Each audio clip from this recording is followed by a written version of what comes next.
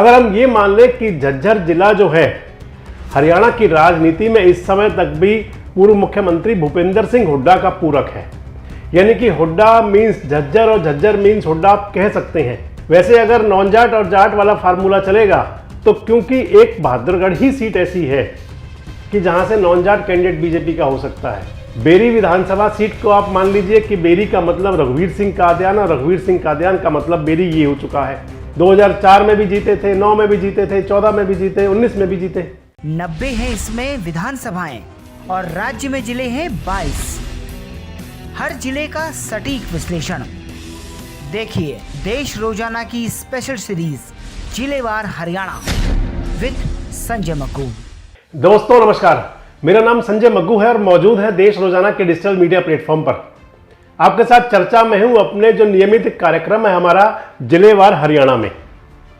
जिलेवार हरियाणा जिसके अंदर कि आपसे हम चर्चा करते हैं कि हरियाणा के जो 22 जिले हैं इनका राजनीतिक माहौल क्या है, लोकसभा स्तर पर लोगों की क्या रह सकती है आगे आने वाले चुनाव में 2024 में, और विधानसभा में क्या हो सकता है, 2014 और 2019 के चुनाव में क्या रहा था, इन सब पर आपसे हम चर्चा किया करते हैं।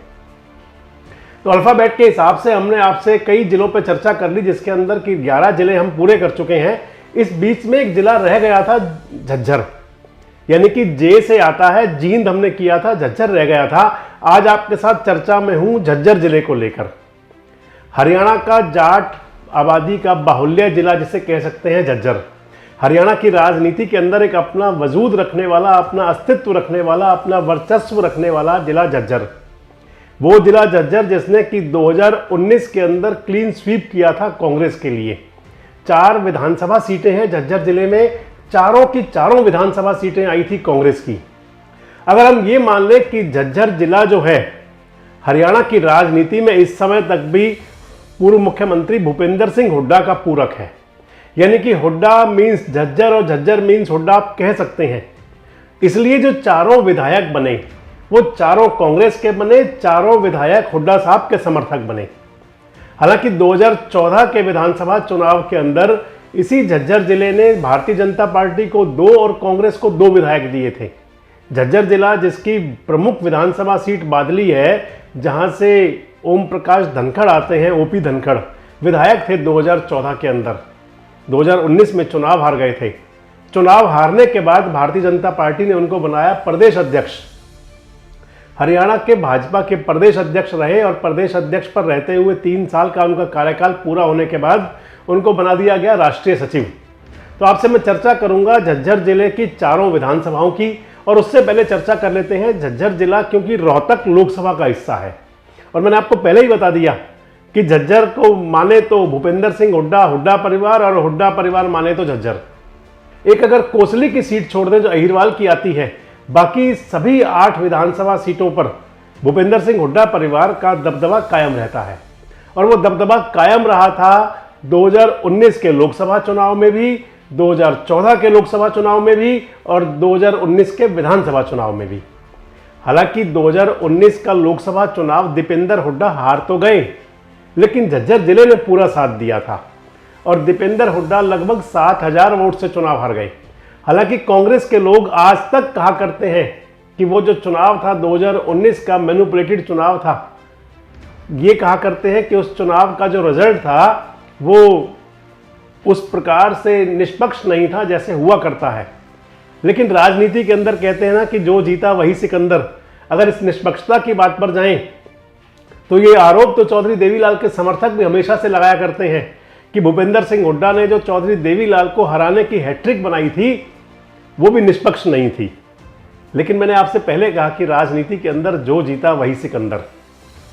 तो 2019 के लोकसभा चुनाव में यहां मुकाबला हुआ था रोहतक लोकसभा के अंदर, जिसके अंदर की झज्जर जिला भी आता है, जिसकी 4 विधानसभा सीटें आती हैं। मुकाबला हुआ था भारतीय जनता पार्टी के डॉक्टर अरविंद शर्मा और कांग्रेस के दीपेंद्र सिंह हुड्डा के बीच। लगभग 60,000 वोटों से डॉक्टर अरविंद शर्मा चुनाव जीत गए थे और दीपेंद्र हुड्डा को पहली चुनावी शिकस्त मिली थी। 3 बार लगातार उससे पहले सांसद रहे थे दीपेंद्र हुड्डा। 2014 में भी सांसद थे, 2009 में भी सांसद थे, 2004 में भी सांसद बने थे। एक बार उससे पहले बाई इलेक्शन हुआ था, उपचुनाव, अपने पिता के स्थान पर सांसद बने थे। तो मान लीजिए कि जो झज्जर जिला है, इस झज्जर जिले ने चाहे लोकसभा के चुनाव हो चाहे विधानसभा के चुनाव हो, भूपेंद्र सिंह हुड्डा परिवार का पूरा साथ दिया और हुड्डा परिवार के रूप में कांग्रेस का पूरा साथ दिया। जो आपको मैंने बताया कि भले ही अरविंद शर्मा चुनाव जीत गए, भले ही दीपेंद्र हुड्डा चुनाव हार गए, लेकिन झज्जर जिले की चारों विधानसभा सीटों से दीपेंद्र हुड्डा आगे होकर निकले थे 2019 के लोकसभा चुनाव में भी। और 2019 के विधानसभा चुनाव की आप माने तो 4 की 4 विधानसभा सीटें जो झज्जर की जिले की चारों सीटें हैं, झज्जर, बेरी, बहादुरगढ़ और बादली, ये 4 विधानसभा सीटें हैं। चारों विधानसभा सीटों से कांग्रेस के प्रत्याशी जीते थे 2019 के चुनाव में, और जो उनका मार्जिन ऑफ गैप था वो भी कम नहीं था।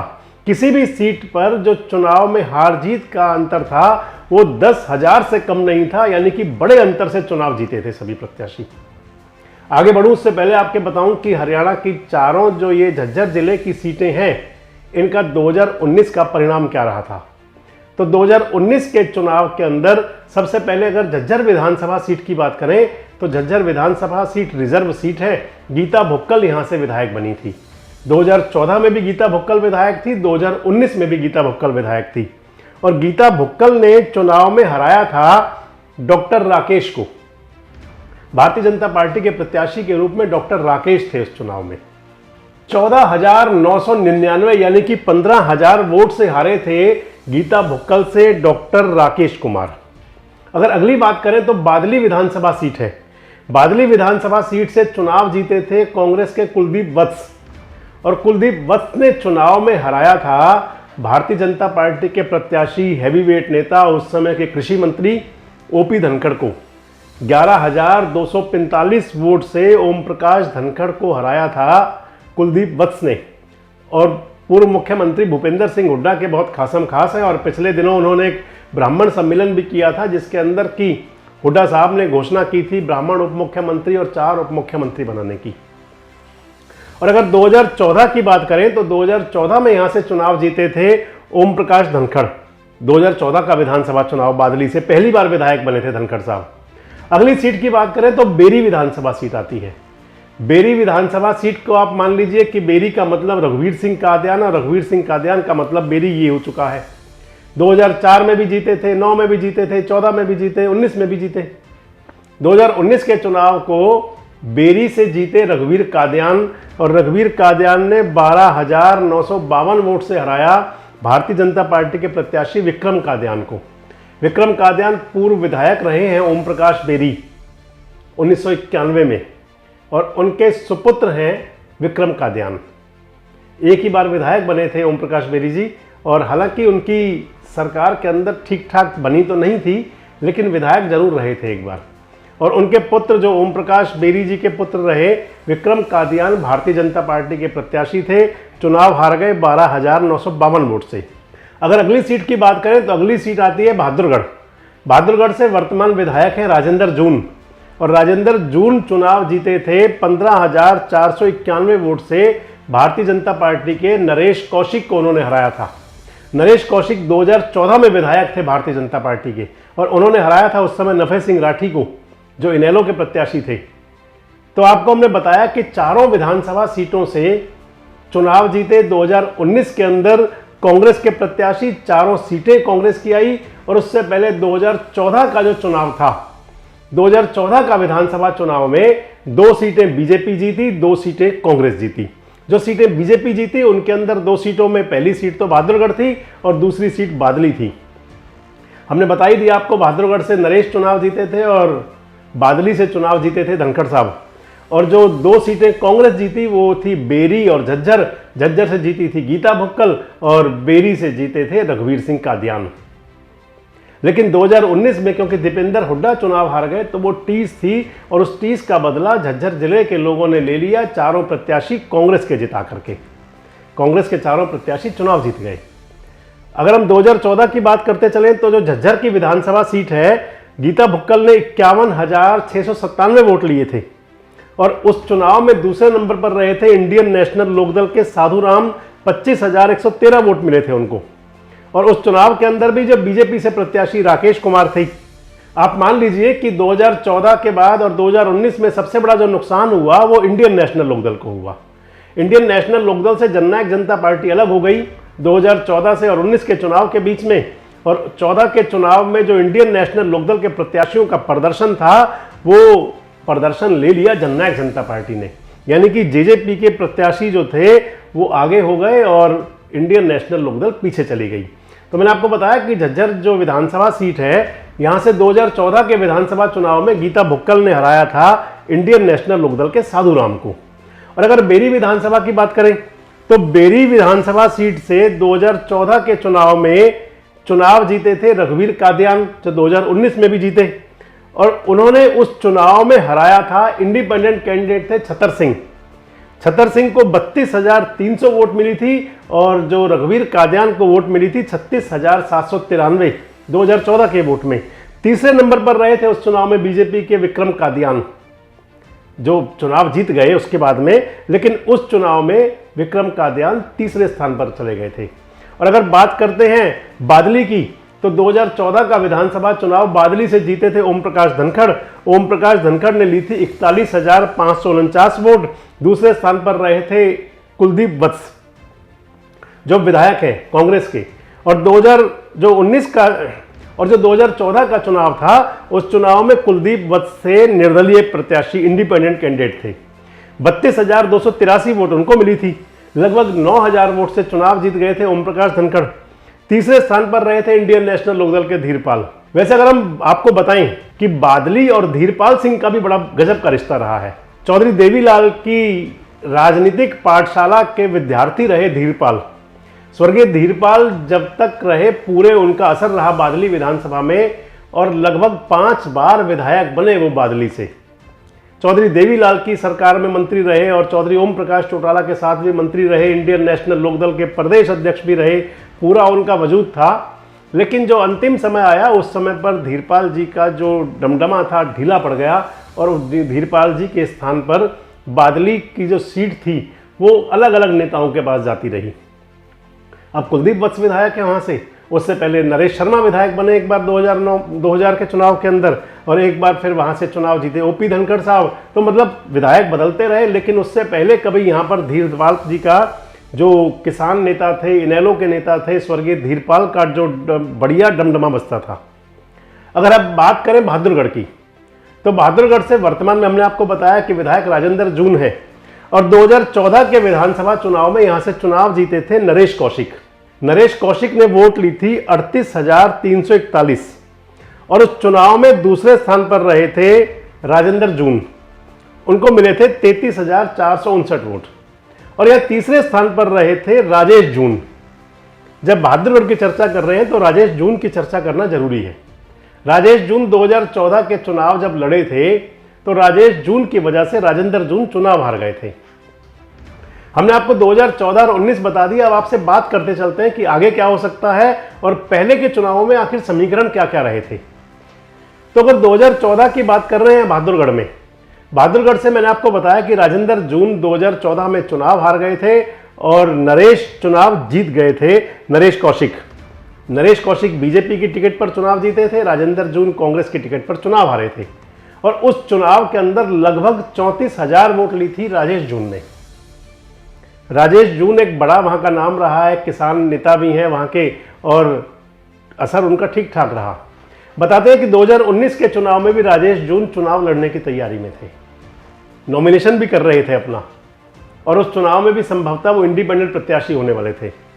लेकिन क्योंकि अपनी अस्मिता का सवाल बना लिया था भूपेंद्र सिंह हुड्डा ने, झज्जर और रोहतक जिलों को खासकर, और भूपेंद्र सिंह हुड्डा और दीपेंद्र हुड्डा ने समझाया, बताते हैं राजेश जून को, कस्में वादे हुए, कई करार किए गए, और राजेश जून को समझा बुझा करके तैयार कर लिया गया कि वो 2019 का विधानसभा चुनाव ना लड़ें। बताते हैं अगर राजेश जून चुनाव लड़ते तो फिर भी अब की बार भी राजेंद्र जून के लिए बड़ी परेशानी होती। राजेश जून चुनाव लड़े नहीं। अब की बार अगर 2024 की बात करें तो राजेश जून अब की बार तैयारी जरूर कर रहे हैं। हालांकि राजनीति के अंदर जो कस्में वादे सब हुआ करते हैं ये केवल चुनाव तक सीमित रहते हैं, उसके बाद कितना याद रखा जाता है इनको आप भी जानते हैं और हम भी जानते हैं। लेकिन बहादुरगढ़ के लिए ये जरूर है कि जिस प्रकार मैं आपको बता रहा हूं कि भूपेंद्र सिंह हुड्डा और दीपेंद्र हुड्डा जो वहां के राजनीतिक लोग बताते हैं कि उस समय उन्होंने राजेश जून को समझा बुझा करके तैयार कर लिया कि वो चुनाव ना लड़ें। चुनाव नहीं लड़े, राजेंद्र जून बड़े आराम से चुनाव जीत गए। मैंने आपको बता ही दिया कि बड़ा अंतर था 15,000 के वोट के आसपास का। और अब अगर 2024 की बात करें तो अगर राजेश जून, क्या भूपेंद्र सिंह हुड्डा ने जो उनसे लोग बताते हैं वहां के जो वादा किया था, क्या वो वादा निभाएंगे? क्या राजेश जून प्रत्याशी हो सकते हैं या फिर राजेंद्र जून ही होंगे? अगर राजेंद्र जून ही कैंडिडेट होते हैं तो फिर राजेश जून क्या करेंगे? अगर राजेश जून भी चुनाव लड़ते हैं तो फिर दिक्कत राजेंद्र जून के लिए बन जाएगी। और राजेश जून कौन सी पार्टी से लड़ते हैं? आपको बता दें कि बहादुरगढ़ को माना तो शहरी सीट जाता है, लेकिन है ये भी सीट जाट बाहुल्य ही। बहादुरगढ़ शहर के अंदर भी आप मान लीजिए कि कई पार्षद वहां पर जो जाट समाज के हैं और कई वहां के जो नगर परिषद का जो चेयरमैन भी है वो भी बताते हैं जाट समाज के हैं। तो इस स्थिति में मान लिया जाए कि शहरी सीट उसको माना जाता है जिसके अंदर पंजाबी और अग्रवाल और ब्राह्मण बहुतायत में हो। लेकिन जो बहादुरगढ़ विधानसभा है, भले ही उसको शहरी सीट माना जाता हो, लेकिन शहरी सीट होने के बावजूद वो जाट बाहुल्य सीट है। और भी कई नाम है बहादुरगढ़ के अंदर। और जब हम बहादुरगढ़ का जिक्र कर रहे हैं तो आपसे जिक्र जरूर करेंगे रमेश दलाल का। रमेश दलाल की जी के बारे में आपके पास मैं आगे भी आऊंगा, लेकिन रमेश दलाल का जिक्र करना जरूरी है। रमेश दलाल एक ऐसे नेता हैं जो बेरी से भी चुनाव लड़े हैं, बादली से भी चुनाव लड़े हैं, बहादुरगढ़ से भी चुनाव लड़े हैं। 2000 का चुनाव कांग्रेस के प्रत्याशी के रूप में लड़े थे रमेश दलाल। किसानों के बड़े नेता हैं, बड़े धुरंधर नेता माने जाते हैं, लेकिन मात्र 2000 वोट से चुनाव हार गए थे। और 2000 वोट से चुनाव हारने के बाद में वो 2004 की भी तैयारी करते रहे, लेकिन पटरी बैठी नहीं हुड्डा साहब से, टिकट मिला नहीं, तो चुनाव लड़ने पहुंच गए थे बेरी। और बेरी पहुंच करके हरा दिया था कांग्रेस के प्रत्याशी को, खुद तो हार गए थे और वहां से चुनाव जीत गए थे। उस समय इंडिपेंडेंट नरेश शर्मा एमएलए बन गए थे 2004 में बेरी से, जो 2004 में भी बने और 2009 में भी बने। 2009 में बने कांग्रेस की टिकट पर नरेश शर्मा एमएलए, और आजकल वो नरेश शर्मा इंडियन नेशनल लोकदल में है। जब बेरी पर और बादली पर चर्चा करूंगा तब आपके साथ आगे आएंगे, लेकिन बहादुरगढ़ की बात हो रही थी तो मैंने आपको बताया कि रमेश दलाल भी एक ऐसा नाम है कि जो बहादुरगढ़ से भी कैंडिडेट हो सकते हैं। लेकिन क्योंकि रमेश दलाल बहुत धाकड़ छवि के नेता माने जाते हैं और इसलिए जो उनको पार्टियां टिकट देने में पीछे हटती हैं। लगता है क्योंकि धाकड़ नेता है तो कहते हैं ना कि धाकड़ नेता को लोग पसंद कम किया करते हैं। आगे बढ़े तो आपको पहले ये जरूर बता दें कि जो बहादुरगढ़ का जो विधानसभा, क्योंकि बहादुरगढ़ की बात चल रही है, बहादुरगढ़ का 2019 का जो परिणाम रहा था, चुनाव जीते थे कांग्रेस के राजेंद्र जून, 55,825 वोट लिए थे। नरेश कौशिक चुनाव हारे थे, 40,334 वोट लिए थे। इंडियन नेशनल लोकदल के नफे सिंह राठी यहाँ चुनाव हारे थे, तीसरे स्थान पर रहे थे, 24,799 वोट लिए थे। जननायक जनता पार्टी के संजय दलाल चुनाव हारे थे, 5,495 वोट लिए थे। नफे सिंह राठी इंडियन नेशनल लोकदल के प्रदेश अध्यक्ष भी हैं। तो आप मान लीजिए कि नफे सिंह राठी तो बहादुरगढ़ से तय कैंडिडेट हैं इंडियन नेशनल लोकदल के, और बीजेपी के राजेंद्र जून भी हो सकते हैं। अगर हुड्डा साहब ने अपना वादा निभाया तो हो सकता है राजेश जून भी हो जाए। अब अगर राजेश जून नहीं होते तो क्या बीजेपी वापस नरेश कौशिक को ही लड़ाएगी चुनाव, और या नरेश कौशिक के स्थान पर वहां प्रत्याशी बदल सकते हैं? वैसे अगर नॉन जाट और जाट वाला फार्मूला चलेगा तो क्योंकि एक बहादुरगढ़ ही सीट ऐसी है कि जहां से नॉन जाट कैंडिडेट बीजेपी का हो सकता है, झज्जर रिजर्व सीट है और बाकी 2 सीटों पर जाट प्रत्याशी ही दिए जाएंगे, बेरी और बादली। तो बहादुरगढ़ से क्या नरेश कौशिक ही प्रत्याशी होंगे, या कहीं अगर राजेश जून से वादा ना निभाया हुड्डा साहब ने तो कुछ बदलाव भी हो सकता है। आपको एक नाम और बताऊं, बहादुरगढ़ के अंदर एक नाम और है, सतीश चिकारा। 2019 के चुनाव के अंदर ये भाजपा के अंदर थे, टिकट नहीं मिला तो वापसी हो गए थे। सतीश चिकारा के परिवार का वहाँ राजनीतिक वजन ठीक ठाक है, जिला परिषद में और नगर परिषद में पार्षद भी रहे हैं। आजकल भी सतीश चिकारा के जो भाई हैं वो भी पार्षद हैं वहाँ से, सतप्रकाश चिकारा, नगर परिषद बहादुरगढ़ में। इसके अलावा एक और नाम है विजेंद्र दलाल, बीजेपी के कभी जिलाध्यक्ष रहे हैं, जब सुभाष बराला प्रदेश अध्यक्ष हुआ करते थे, धनखड़ साहब ने छुट्टी कर दी उनकी। तो ये कई नाम हैं और जो बहादुरगढ़ विधानसभा के लिए प्रभावी हो सकते हैं। और भारतीय जनता पार्टी को भी, क्योंकि अगर अगली बार सरकार बनानी है तो तो हर सीट पर सोच समझकर, विचार कर और ये देखकर कि जातिगत समीकरण क्या होंगे, किस प्रकार का जमा घटा हो सकता है, कौन कैंडिडेट चुनाव जीत सकता है, किस कैंडिडेट को टिकट देंगे तो वहाँ के समीकरण क्या बनेंगे, ये बहुत सारी बातें रहेंगी। और चुनाव के अंदर ये सब कुछ हुआ करता है। तो आप मान लीजिए कि बहादुरगढ़ के अंदर 2024 के चुनाव में एक प्रत्याशी तो तय है, इंडियन नेशनल लोकदल के नफे सिंह राठी, और बीजेपी और कांग्रेस की तरफ देखना होगा कि क्या वो अपने पुराने चेहरों पर ही भरोसा करेंगे या फिर प्रत्याशी बदल सकते हैं। दोनों स्थिति में ही आपसे चर्चा करूंगा जब हम हरियाणा के विधानसभा और लोकसभा क्षेत्रों का जो चुनावी मूड बताना शुरू करेंगे आपको अगले दिनों में, तो आपको बताएंगे कि बहादुरगढ़ का मूड क्या रहेगा आगे। लेकिन यह जरूर है कि जो आपको बता दिया कि इनेलो का प्रत्याशी तय है, बीजेपी और कांग्रेस के प्रत्याशी बदल सकते हैं और उसके अंदर कोई नया नाम भी हो सकता है। अगली आपसे बात कर लेते हैं, अगली बात करते हैं झज्जर की, कि झज्जर में क्या हो सकता है। तो झज्जर का विधानसभा सीट की अगर हम बात करें, झज्जर के अंदर मैंने आपको बताया कि 2019 के अंदर जो विधायक बनी गीता भुक्कल, 2014 में भी गीता भुक्कल विधायक थी, 46,480 वोट लिए गीता भुक्कल ने। और दूसरे स्थान पर थे भारतीय जनता पार्टी के डॉक्टर राकेश कुमार, 31,481 वोट लिए डॉक्टर राकेश ने। जननायक जनता पार्टी के नसीब कुमार थे 24,445 वोट के साथ तीसरे नंबर पर। और बाकी और प्रत्याशी थे, बीजेपी के थे, बाकी और प्रत्याशी थे, निर्दलीय थे, बीएसपी के थे, इनेलो के थे, जिनकी 4,000, 2,000, 1,000 इस तरह से वोटें आई थी। मुख्य जो प्रत्याशी थे ये 3 थे। अब जो जननायक जनता पार्टी के प्रत्याशी हैं आजकल वो सक्रिय दिखते नहीं कि आजकल वो कहाँ सक्रिय हैं, लेकिन ये जरूर है कि जेजेपी और इनेलो का एक जो मिला जुला एक वोटर हुआ करता था, अब वो जेजेपी के पास रहेगा या इनेलो की तरफ ट्रांसफर होगा। और अगर ट्रांसफर होगा तो फिर प्रत्याशी को कौन होंगे, इंडियन नेशनल लोकदल के, इस पर भी नजर रहेगी। लेकिन ये जरूर है कि कांग्रेस की प्रत्याशी गीता भुक्कल ही होंगी, हो सकती हैं, कोई उसमें बदलाव के चांस दिखते नहीं। हुड्डा साहब के बहुत क्लोज हैं, विधायक कई बार चली आ रही हैं, लगातार विधानसभा के अंदर अच्छा बोलती हैं, अच्छा उनका प्रदर्शन है, अच्छा चुनाव जीतती हैं। और उनके मुकाबले क्या भारतीय जनता पार्टी वापस डॉक्टर रमेश पर ही भरोसा जताएगी या प्रत्याशी कोई और भी हो सकता है। वैसे आपको बता दूं कि भारतीय जनता पार्टी के अंदर जो और प्रत्याशी हो सकते हैं वो कांता देवी, जो पूर्व मंत्री रही थी चौधरी बंसीलाल की सरकार में, एक बार विधायक रही हैं, मंत्री रही हैं, वो भी आजकल बीजेपी में है। एक कप्तान है, कप्तान बिरधाना, वहाँ से जिला परिषद के चेयरमैन हैं, खूब सक्रिय हैं, वो भी दलित नेता हैं, क्योंकि झज्जर की जिला परिषद रिजर्व थी दलित के लिए, तो वो चेयरमैन बने हुए हैं, भारतीय जनता पार्टी में है वो भी। भारतीय जनता पार्टी क्या डॉक्टर राकेश पर ही भरोसा करेगी या प्रत्याशी बदल सकती है। तो मैंने आपको नाम बताया कि ये कैंडिडेट और भी हैं।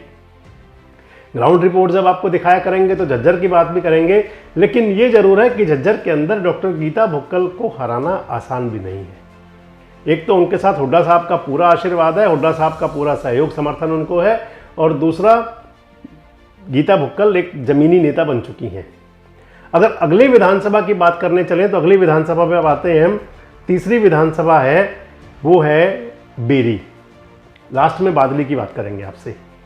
बेरी की बात कर लेते हैं। बेरी से जो लगातार विधायक चले आ रहे हैं वो है डॉक्टर रघुवीर सिंह कादियान, बहुत जमीनी नेता हैं, धुरंधर नेता हैं, विधानसभा के अध्यक्ष रहे हैं, कभी चौधरी देवीलाल के साथ में पहली बार विधायक बने थे 1987 में, और उसके बाद में उनका देवीलाल जी के साथ मन नहीं लगा, चौटाला साहब के साथ बनी नहीं, तो बाद में आजकल हुड्डा साहब के हनुमान के रूप में हमेशा आपको दिख सकते हैं, बगलगीर होकर घूमते हैं हुड्डा साहब के।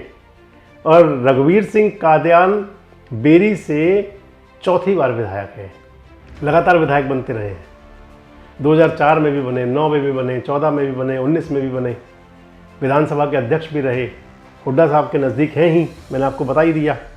अब अगर बेरी की बात करें तो ये बेरी में प्रत्याशी और कौन हो सकते हैं, तो मैंने आपको बताया कि एक तो रघुवीर सिंह कादियान कांग्रेस के विधायक हैं ही, और कांग्रेस का टिकट मिलना उनको अगली बार भी लगता है कि कोई खतरा होगा नहीं। अगर कहीं कोई ऐसी बात होती भी है, कोई उम्र वाली बात आती भी है, तो हालांकि कांग्रेस के अंदर उम्र की कोई बात हुआ नहीं करती। रघुवीर कादियान हुड्डा साहब के भी नज़दीक हैं, टिकट को खतरा लगता नहीं है कि कोई खतरा उनकी टिकट को हो। और अगर भारतीय जनता पार्टी की बात करें कि बीजेपी से कौन हो सकते हैं, तो अब बीजेपी से आप ये मानिए कि विक्रम कादियान, तो हमने आपको बताया कि विक्रम कादियान एक नाम है ही, पूर्व विधायक ओपी बेरी साहब के, ओम प्रकाश बेरी साहब के सुपुत्र हैं, पिछली बार भी टिकट मिला, उससे पहले भी इलेक्शन लड़े 2014 में भी, 2014 में तीसरे स्थान पर थे, 2019 में दूसरे स्थान पर आए, चुनाव हार गए। अगर हम यहाँ की बात करें अगर बेरी की, तो बेरी में और कौन कौन लोग हो सकते हैं? तो मैंने आपको बताया कि एक ऐसा नाम है रमेश दलाल का, जो चुनाव लड़ने कभी कहीं भी पहुँच जाते हैं। यहाँ से चुनाव लड़े थे 2019 में बहुजन समाज प्रत्याशी के तौर पर, लगभग 9000 वोट ली थी। मैंने आपको बता ही दिया कि रमेश दलाल पहले 2000 में चुनाव लड़े थे, बहादुरगढ़ से 2000 वोट से हार गए थे। 2004 के अंदर चुनाव लड़ने पहुंच गए थे बादली में, और बादली में उन्होंने उस समय इंडिपेंडेंट चुनाव लड़ करके खुद तो हार गए, लेकिन इंडिपेंडेंट नरेश शर्मा को चुनाव जिता दिया था। नरेश शर्मा बादली से आप वो नेता मानिए कि जो 2 बार विधायक रहे, और जब वो विधायक रहे तो विधानसभा के अंदर उनकी खूब ठनती थी ओम प्रकाश चौटाला जी से और अभय सिंह चौटाला से, यानी कि चौटाला परिवार से। हुड्डा साहब के सिपाही के रूप में दिखते थे। 2004 में आज़ाद जीते, 2009 में जीते कांग्रेस से, और अब इस समय इंडियन नेशनल लोकदल में है नरेश शर्मा। इंडियन नेशनल लोकदल के राष्ट्रीय उपाध्यक्ष हैं। जितने कभी वो चौटाला साहब से नाराज हुआ करते थे, इतने ही नाराज अब वो हुड्डा साहब से हैं। यानी कि जितना प्यार कभी उनका बरसता था हुड्डा साहब पर, इतना ही प्यार बरसता है इस समय चौटाला परिवार पर, अभय सिंह चौटाला पर, चौधरी ओम प्रकाश चौटाला पर।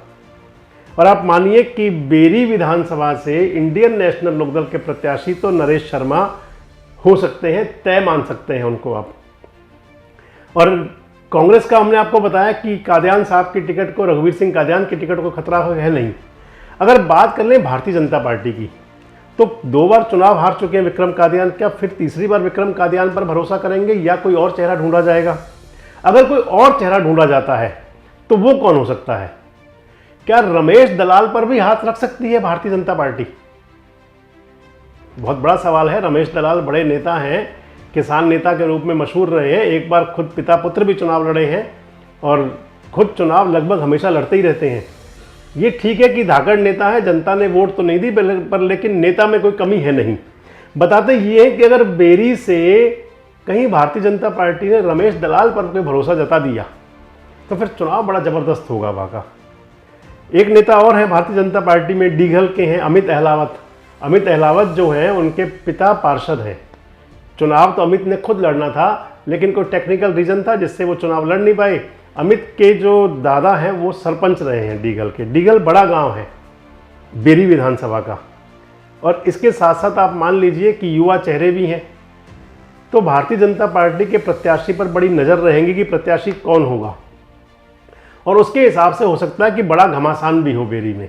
लेकिन ये जरूर है कि बेरी के अंदर जिस प्रकार का असर पूर्व मुख्यमंत्री भूपेंद्र सिंह हुड्डा का है, उसको देखते हुए तो मान लिया जाए कि बड़ा फैक्टर तो वो रहेंगे ही रहेंगे, और प्रत्याशी भी रघुवीर सिंह कादियान होंगे या उन्हीं की पसंद के ही प्रत्याशी होंगे। वैसे मैं फिर आपसे कह रहा हूं कि कादियान साहब की टिकट को कोई खतरा दिखता है नहीं कांग्रेस से। तो ये बात थी बेरी की। अब बात करते हैं अंतिम विधानसभा सीट बादली। बादली भी बहुत महत्वपूर्ण सीट है। मैंने आपको बताया था कि बादली विधानसभा ऐसी सीट है कि जहां से लगातार काफ़ी समय तक विधायक रहे थे चौधरी धीरपाल सिंह, स्वर्गीय धीरपाल सिंह, चौधरी देवीलाल के बहुत नज़दीक हुआ करते थे, ओम प्रकाश चौटाला के बहुत नज़दीक हुआ करते थे। अंतिम समय तो वो पार्टी से अलग हो गए थे, लेकिन बाद में फिर पार्टी में भी जुड़ गए थे इंडियन नेशनल लोकदल में। तो अगर बात कर ले 2019 के चुनाव की, कुलदीप वत्स चुनाव जीते थे 45,441 वोट लेकर के। दूसरे स्थान पर रहे थे बीजेपी के ओम प्रकाश धनखड़ 34,196 वोट के साथ में, यानी कि लगभग 11,000 से ज़्यादा वोटों से चुनाव हार गए थे। जेजेपी के थे संजय कबलाना 28,145 वोट लेकर के। अब आपको बता दें संजय कबलाना भी बड़ा नाम है।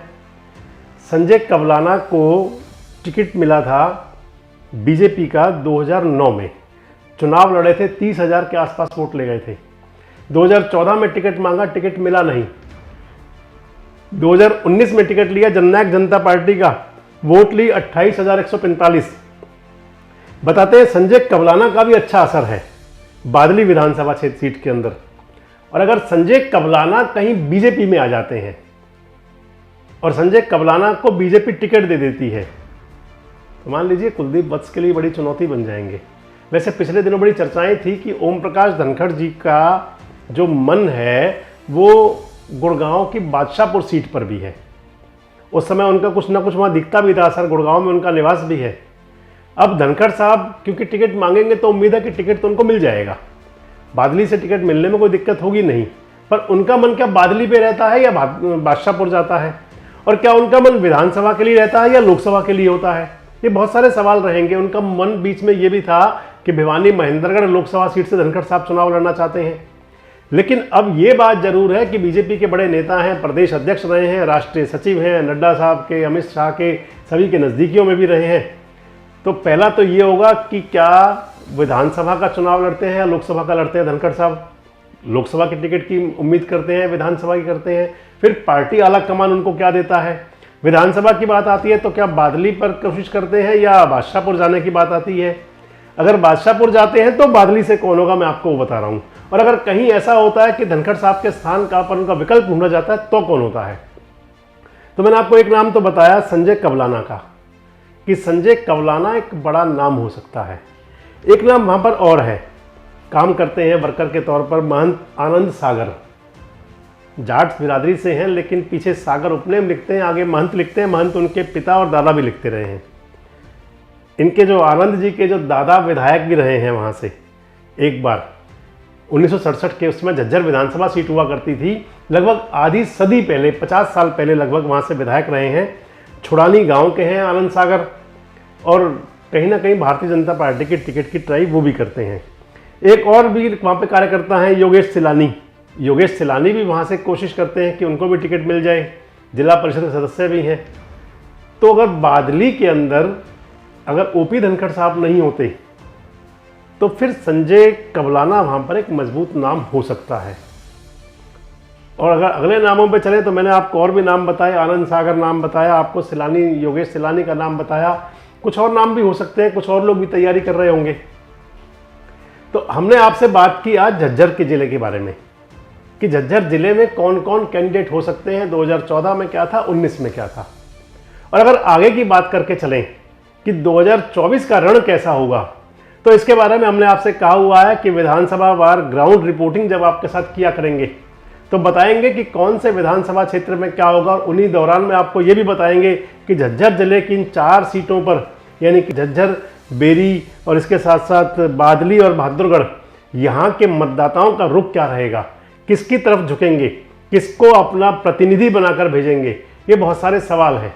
आपको क्या लगता है कि कौन नए चेहरे हो सकते हैं, कौन पुराने प्रत्याशियों पर ही भरोसा जताया जाएगा, कौन सी पार्टी का समीकरण ज़्यादा अच्छा हो सकता है।